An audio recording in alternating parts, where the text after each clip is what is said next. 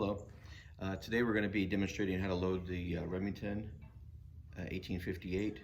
It's made by Uberti, and it's a 6-shot revolver, black powder. So we're going to go through the process of loading that, and I'll provide you with some key things that I do during the loading process, and we'll just kind of discuss that. Today we're going to be using the Triple F GoX powder. This powder, Triple F, is typically used on short barrels. Most revolvers, it burns faster than 2F, so it's typically used for pistols. And we're going to be using some Hornady 454 round balls. And I'm also going to be using as a filler some cream of wheat. So I have a container here of cream of wheat, and I have a little measuring tool inside there, which is a empty casing from a .22 long rifle, and that works out pretty well as the size that's needed to fill for the load that I do. So the first step is on the revolver.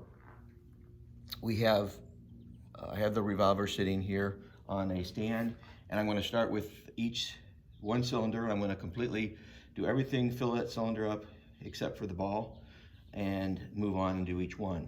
Now the reason for that is when I first started, I would measure and pour the powder for each cylinder, but I would always forget how many cylinders I had done, and it was black, so I couldn't really see down in there to tell which one I was on. And so this method allows you to see exactly where you're at as you go. I'm setting my measurement to about 22 grains of powder.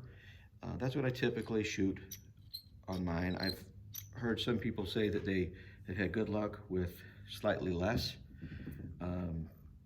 18 or 20. So I'm going to probably do some experimenting with that to see if I see any difference as well with that. After putting the first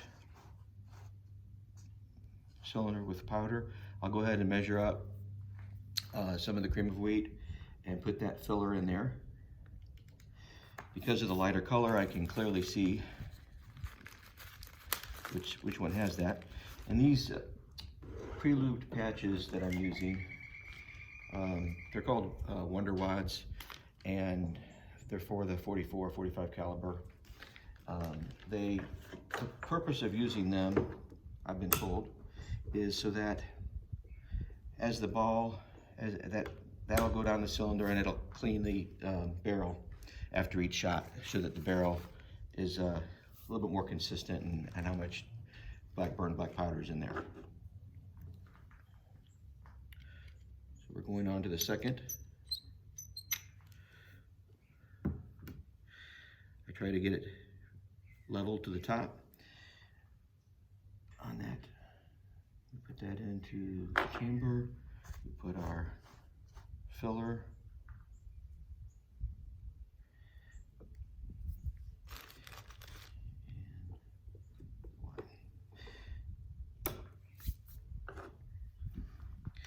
Whenever I first started shooting this revolver, I was shooting filling it up with six chambers all full, and didn't think about there being any problem with that.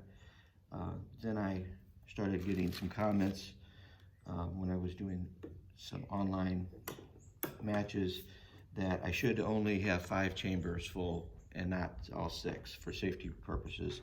I guess that's one of the rules in the NMLRA's range rule guidelines. So I switched over to only putting 5 chambers loaded and leaving the 6th one empty, and that's where the hammer will sit, is on that 6th empty chamber. I had assumed before that without having any caps on the gun, it was, perfectly safe. But I guess there's as you're getting up to the line and you're putting those caps on, it's just an added measure of safety if you have your hammer on a chamber that doesn't have a cap or anything in the chamber. It makes sense that that would be the very safest place to be. So I'm just following those guidelines. After the fifth one here, we are going to then put the round ball in one of the cylinders, and we're going to rotate so that it's directly under the tool to push the ball in. And as you push down on it, you can check it, see that the ball is flush, it's below the chamber. If it sticks up at all, as this spins around, it'll rub, so you want to make sure that it is completely underneath and flush.